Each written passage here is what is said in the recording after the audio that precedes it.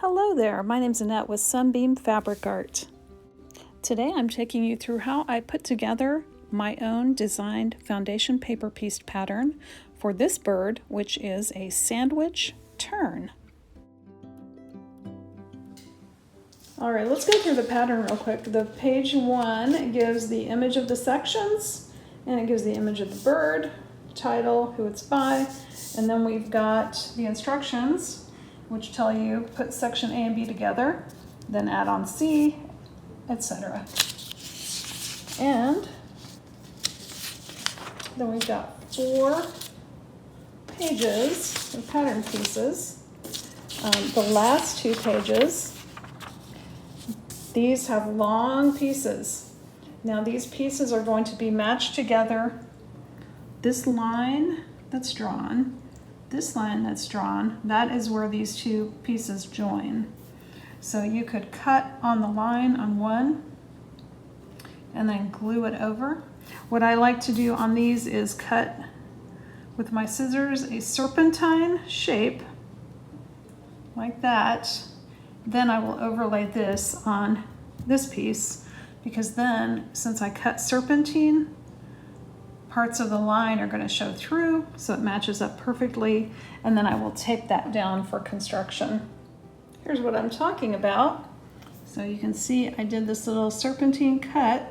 You can see line, but then when I lay this over the top of this one, I'm going to be able to match those lines up perfectly and get this taped together.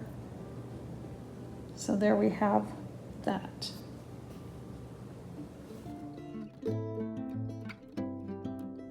All right, let's talk about the colors in this bird.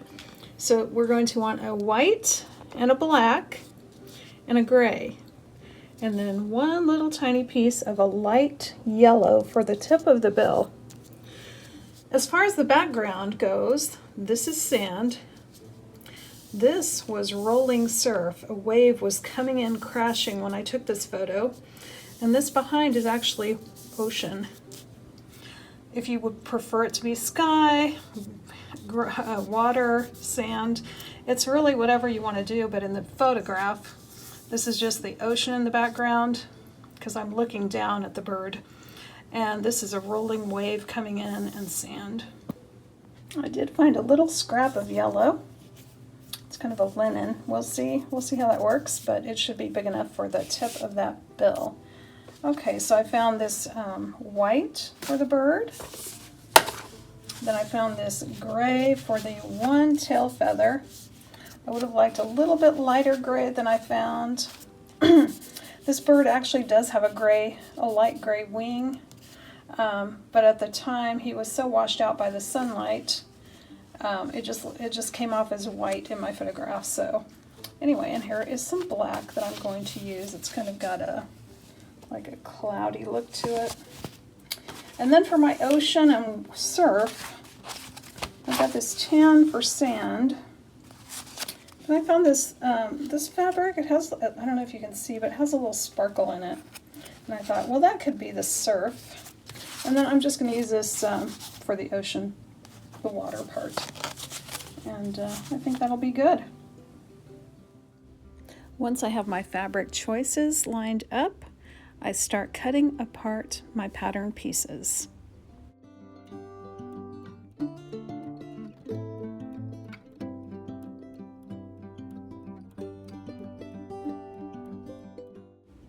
So let's walk through cutting the fabric out for piece M. The first thing I'm going to do is cut out a long rectangle of the sand. That is the only place the sand fabric is needed.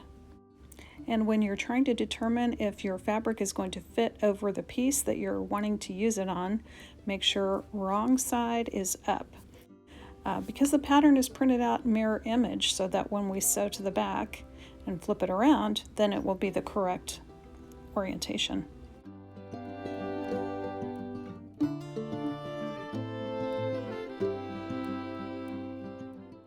Next, I cut out 2 small pieces of black for the bird legs.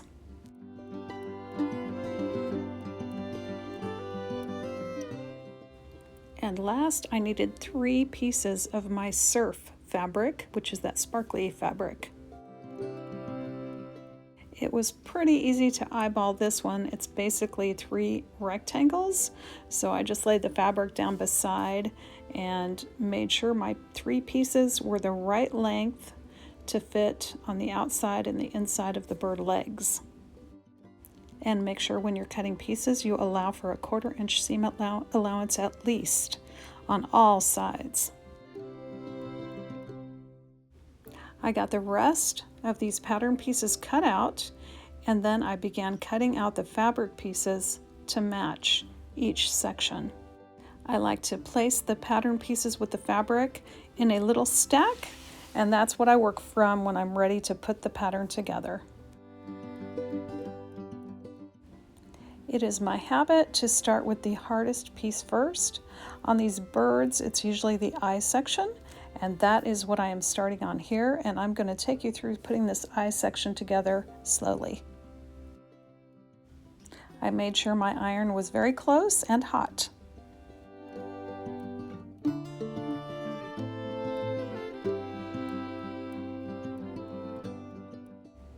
Here's a close-up of that eye section. Piece 1 is the black eye. Piece 2, 3, 4, and 5 are white, and piece 6 and 7 are blue. The first thing I'm going to do is take the black eye piece and a white piece, put them right sides together, and holding those 2 pieces together, I'm going to place them on the back of my pattern. I'm going to overlap the stitch line between 1 and 2, and then I am going to stitch the line between 1 and 2, a couple of stitches before, a couple of stitches after. And today I am using a 1.5 stitch length for stitching on this paper. You're going to see that I trim off the excess thread after every piece. Next, I'm going to fold the paper forward on the stitch line, and I'm going to trim away from the back all but that 1/4 inch seam allowance. Then I'm going to press that seam open. On piece 1 and 2, this isn't usually an issue because I matched up 2 straight lines and I laid them exactly a 1/4 inch past my stitch line, so there really wasn't anything to trim away on this first piece 1 and piece 2. Taking a look at tiny piece 3, which is also white, we are going to take our white and lay it right side together to the back of this unit. I'm folding down on the stitch line and making sure I have at least 1/4 inch seam allowance there, and then I'm going to stitch that small tiny line.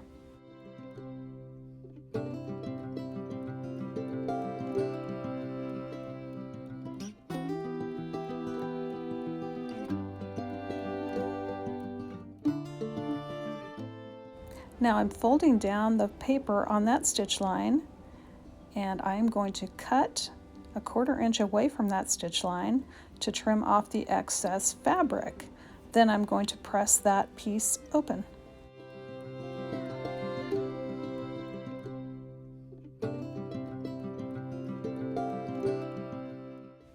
Now it's time to add piece 4, also white. I'm going to put that right sides together on the back of my unit, and I'm kind of folding down on that stitch line between the unit and piece 4. And I'm going to make sure I have at least a 1/4 inch overlap there for my seam allowance.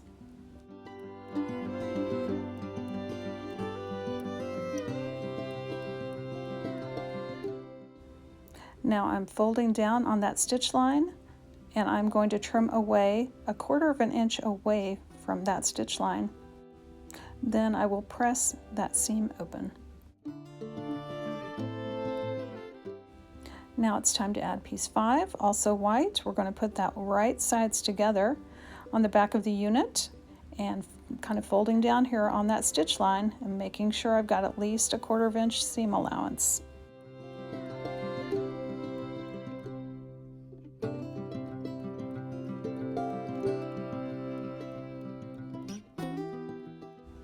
After trimming the thread, I am going to fold down on the stitch line that attached piece 5. I'm going to trim a 1/4 inch away from that stitch line. And next I will take it to the iron and press piece 5 open.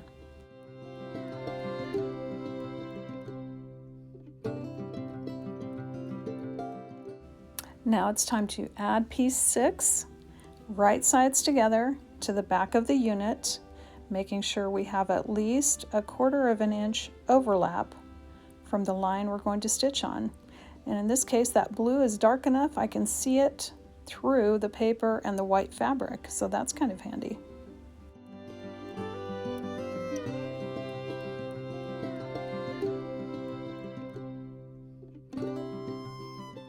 After trimming off the thread, I'm going to fold down on that stitch line that attached piece 6, and I'm going to cut the fabric 1/4 inch away from that stitch line. Then we will press piece 6 open. Now it's time to add the last piece, number 7, and once again we're putting that right sides together on the back of the unit.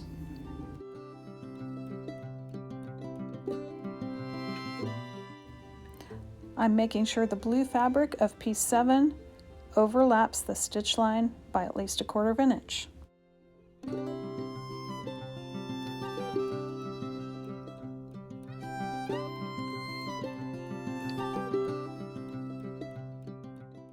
After trimming the threads, I folded back on the stitch line, and then I cut the fabric away 1/4 an inch away from that stitch line.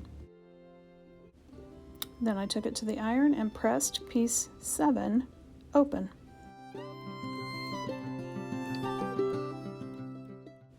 And here's our finished eye unit. Before trimming, and on small pieces like this, I will just take it in my hand and I will trim on that dotted line.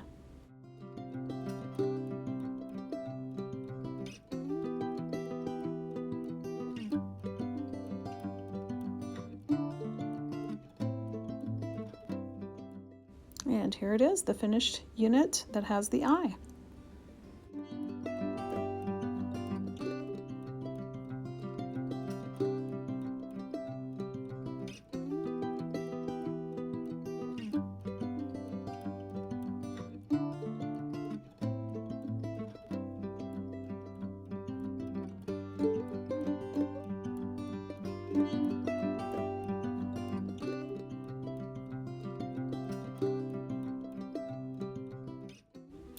On larger pieces, I trim using my cutting mat and my ruler and my rotary cutter. It is much easier to do that than to try and hold a large piece in my hand and trim. And the important thing to remember is trim on the dotted line, not the solid line, because that solid line is what we are going to stitch on later.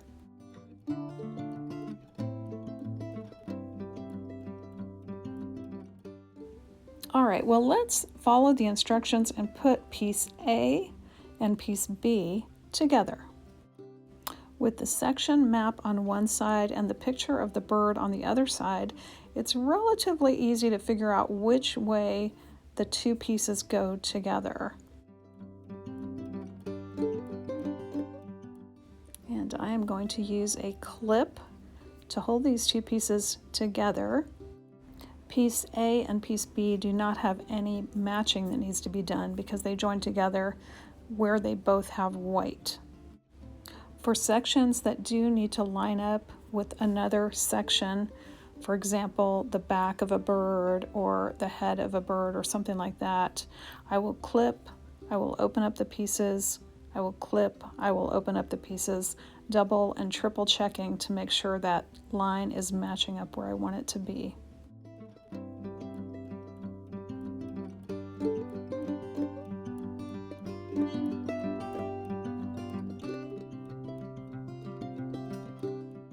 And I normally don't press these pieces open until I am completely done with the block. And for pieces that I'm going to be joining to additional pieces, I am going to trim away some of the paper from the stitch line that I just sewed so it doesn't get in the way when I attach this unit of 2 to the next unit.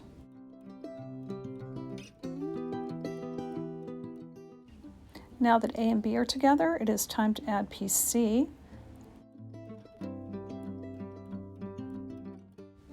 This one was relatively easy since there is nothing to match because piece C is all blue.